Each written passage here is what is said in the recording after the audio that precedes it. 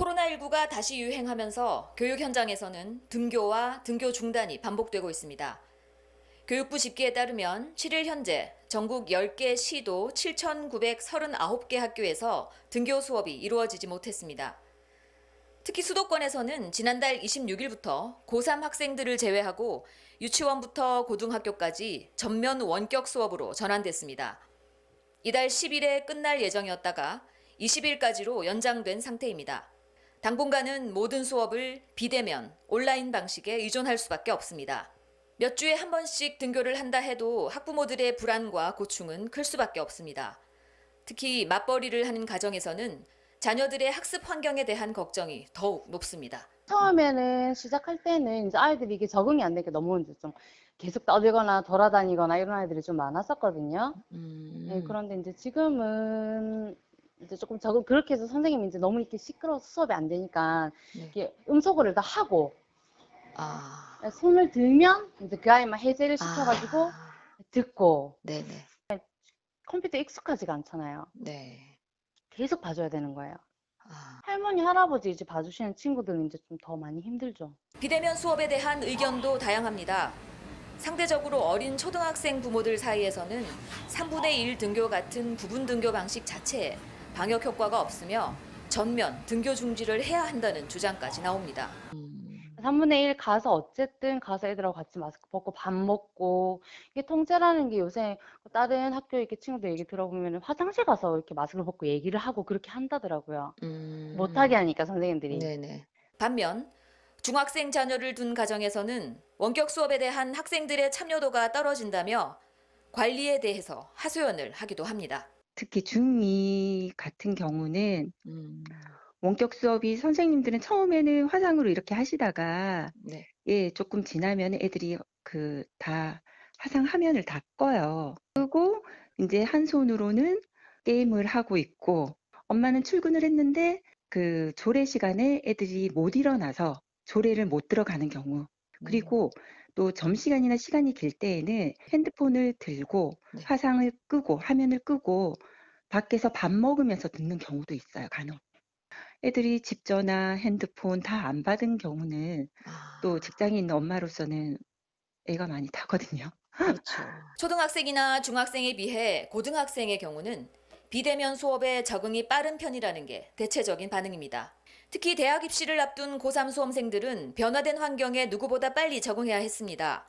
학교마다 조금씩 다르긴 하지만 대다수의 고등학교가 현재 1, 2학년은 원격 수업, 3학년은 전체 등교 수업으로 진행하고 있습니다. 서울 관악구의 한 고등학교에 나왔습니다. 체육 시간 3학년 학생들이 땀을 뻘뻘 흘리며 축구에 한창입니다. 한동안 텅 비어 있던 운동장이 다시 학생들의 움직임으로 활기가 넘칩니다. 입시 부담을 잠시 내려놓고 오랜만에 만난 친구들과 즐거운 시간을 보내는 모습입니다. 그렇다면 고3 수험생들은 코로나19로 인해 달라진 교육 환경을 어떻게 받아들이고 있을까요? 이제 1학기 때는 사실 적응이 별로 안 됐는데요. 이제 2학기 되고 나니까 이제 점차 이제 인프라도 잡혀가니까 이제 좀 안정이 되는 것 같은 느낌이에요.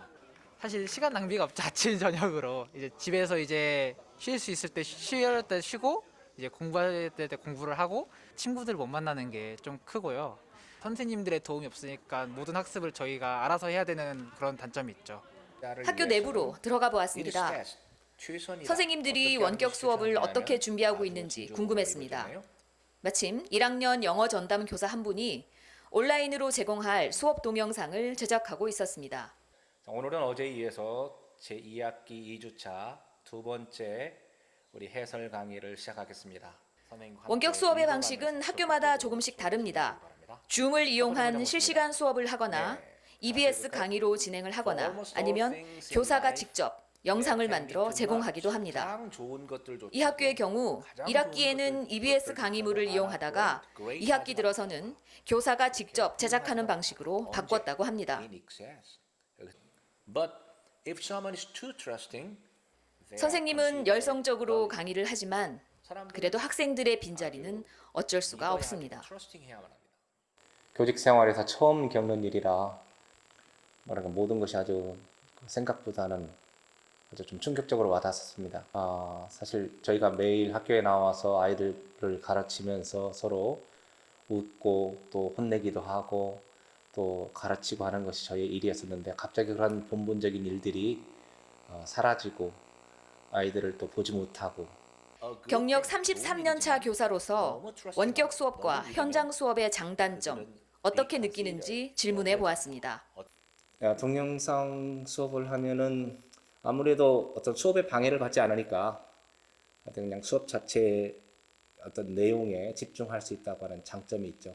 근데 현장 수업에서는 뭐 여러 가지 상황이 발생하니까 잠자는 아이들도 있을 수 있고 그래서 아무래도 그 내용보다도 그런 수업 외적인 요소들도 있습니다. 사실 현장 수업에서는 대면 수업의 장점 중에 하나가 그것이 뭐냐면 학생들이 질문할 수 있는 기회입니다. 자, 대면 수업할 때는 항상 수업이 끝나면 또 아주 관심 있는 아이들은 끝나자마자 바로 선생님에게 와서 궁금한 거 바로 물어보고 해결을 받고 이런 점이 가장 큰 장점이었습니다. 그런데 온라인 수업에서는 아마 그 점에 좀 어려움이 있을 거라고 생각을 해요. 끝으로 아이들이 보고 싶지 않냐고 여쭤봤습니다. 선생님은 마스크 너머로도 보일 만큼 환하게 웃으며 대답했습니다. 아이들 많이 보고 싶죠. 정말 아이들이 엎드려 자기도 하고 다른 아이들 다양한 아이들이 있지만 아이들의 얼굴이 눈에 아주 선합니다. 아이들이 오면은 이 대면 수업의 장점을 부각시키고 싶어요. 역시 이 학교 와서 수업을 하니까 우리 선생님과 함께 보면서 수업을 하니까 참 이렇게 좋구나. 학교를 정말 와야겠구나. 선생님한테 혼나더라도 와야 되겠구나. 이런 것을 느끼게 해주고 싶어요. 학교에 매일 학생들이 오고 교사가 매일 학생들을 만나는 너무나도 당연한 일상이 이제는 손꼽아 기다려야 할 귀한 시간이 되어버렸습니다.